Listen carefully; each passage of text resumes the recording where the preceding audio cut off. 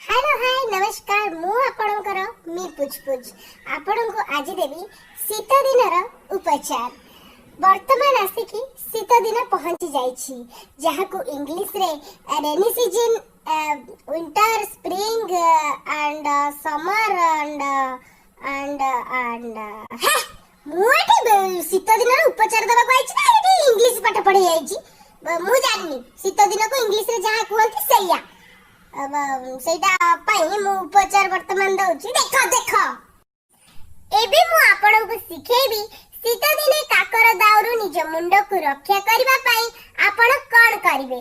सेति पाई आवश्यक उपकरण गुडी कहिला बोर पड़त कानी, बापा का पालटा गामुछा, बड़ बापा का लुंगी, गोटे छोट रुमाल, टोपी एवं आमे सोउथबा खटर तकिया। एबे चलंती जानिबा घरे बसिथिबा समय रे काकर दाउरु निज मुंड को रक्षा करिबा पाई प्रस्तुत प्रणाली।